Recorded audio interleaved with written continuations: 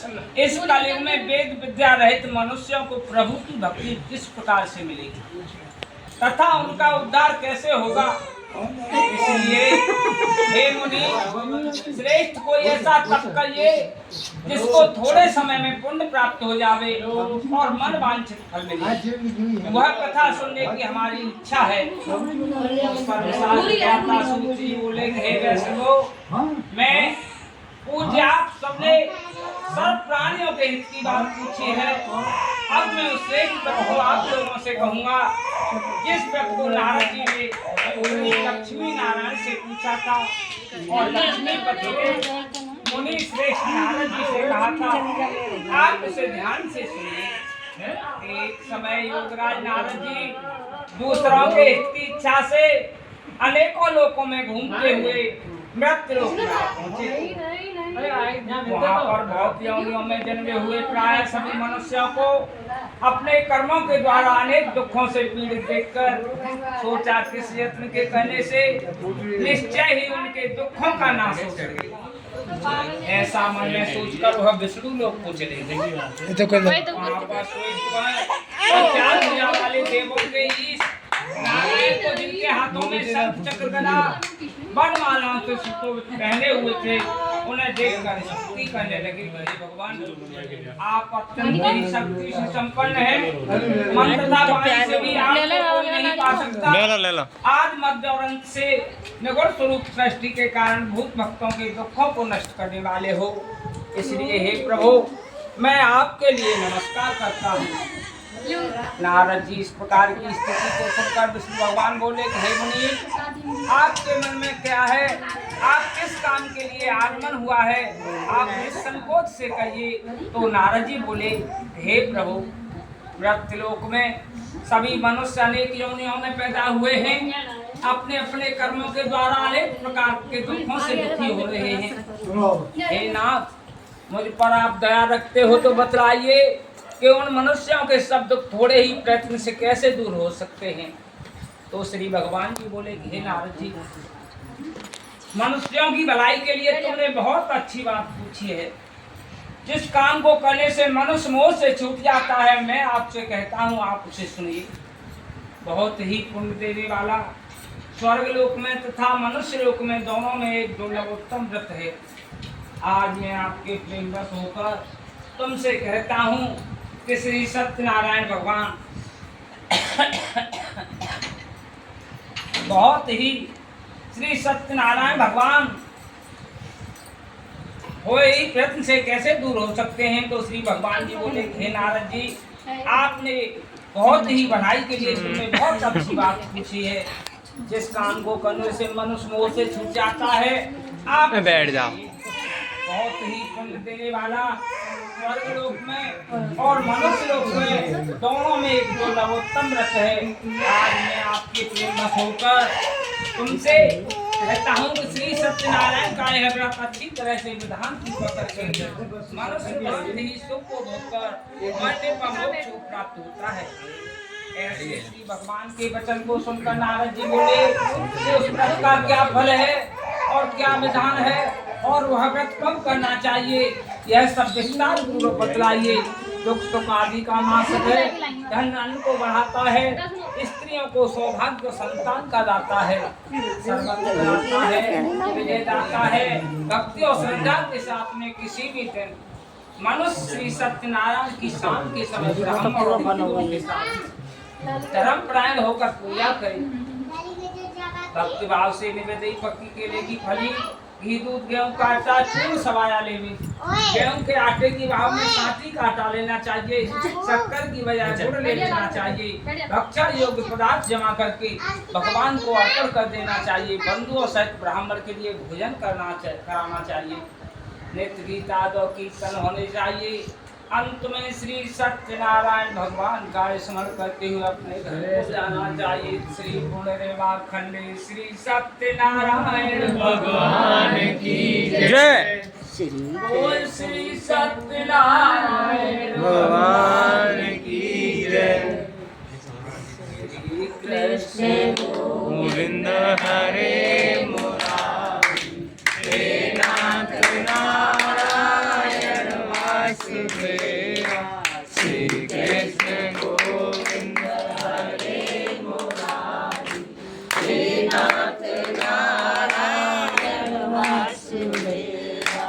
हे नाथ नारायण वासुदेवा, हे नाथ नारायण वासुदेवा, श्री कृष्ण गोविंद हरे मुरारी, हे नाथ नारायण वासुदेवा।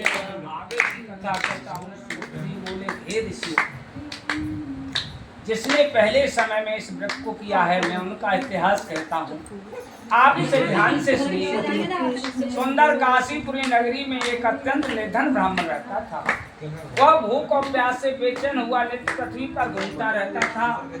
ब्राह्मणों से प्रेम करने वाले भगवान ने ब्राह्मण को देखकर बूढ़े ब्राह्मण का रूप धारण कर उनके पास आदर से पूछा, हे प्रभु, आप नित्य दुखी क्यों रहते हो?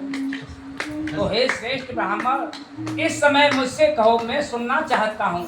तो ब्राह्मण बोला, हे प्रभु, मैं अत्यंत ही निर्धन हूँ और भिक्षा के लिए पृथ्वी तल पर घूमता रहता हूँ। अगर आप मेरे कष्ट निवारण का उपाय जानते हो तो कृपा करके कहिए।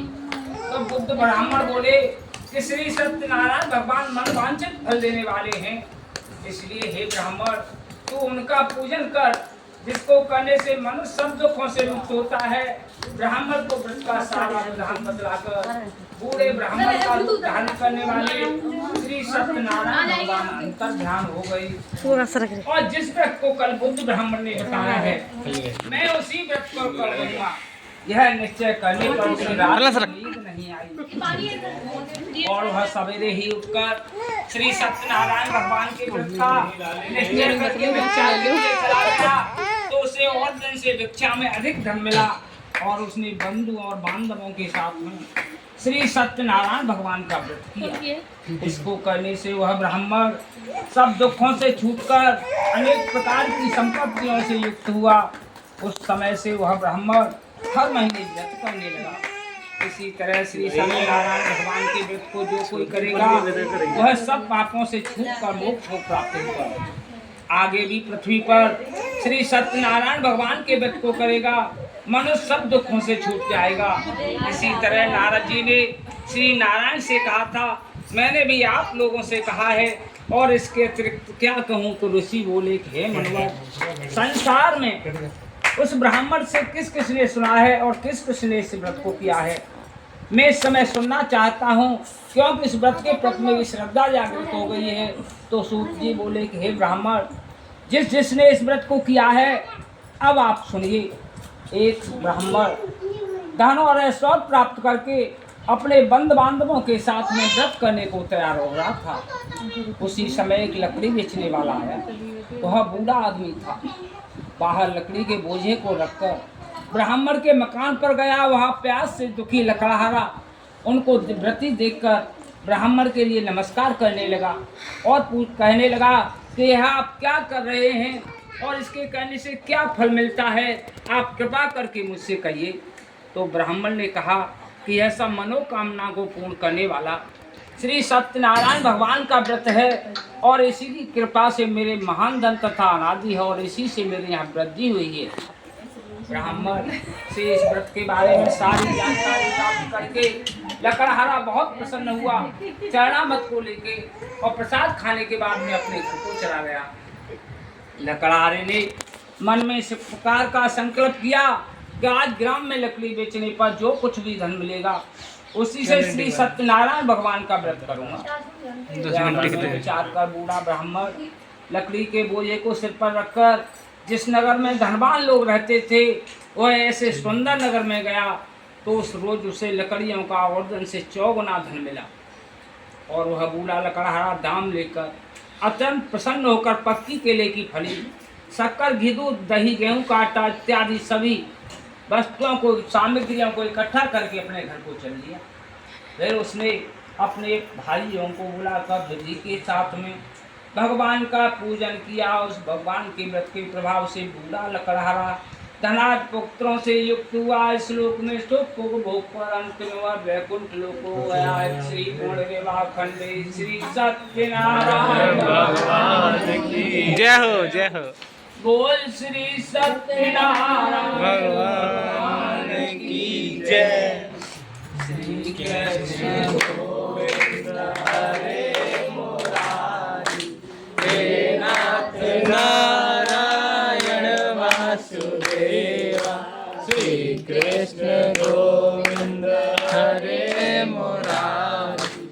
हे नाथ नारायण वासुदेवा, हे नाथ नारायण वासुदेवा, हे नाथ नारायण वासुदेवा।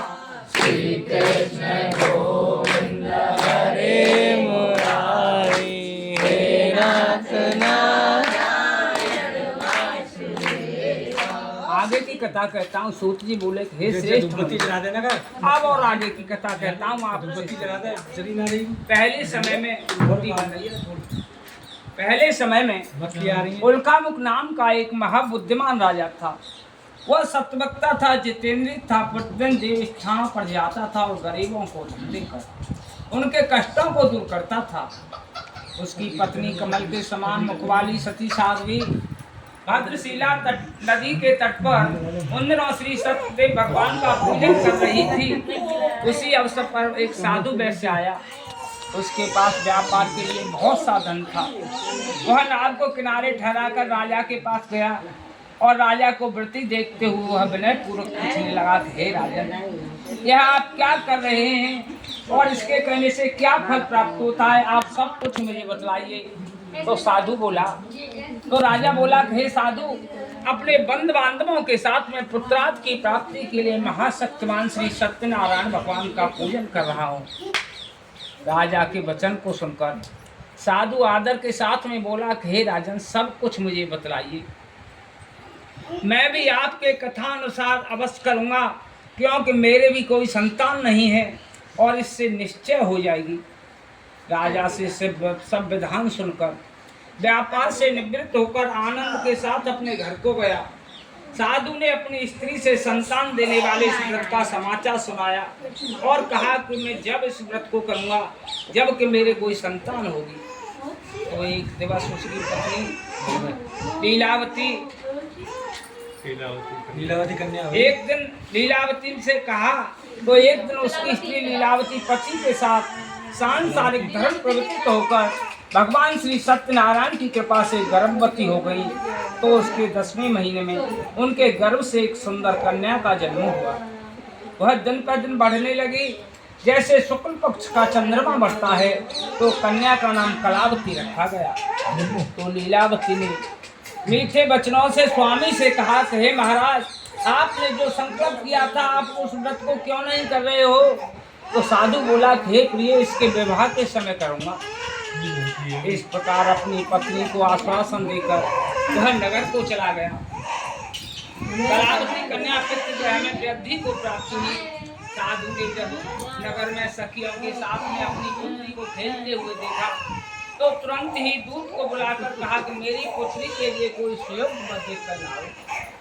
साधु की आज्ञा पाकर दूत कंचन नगर के लिए गया। वहाँ से बड़ी खोज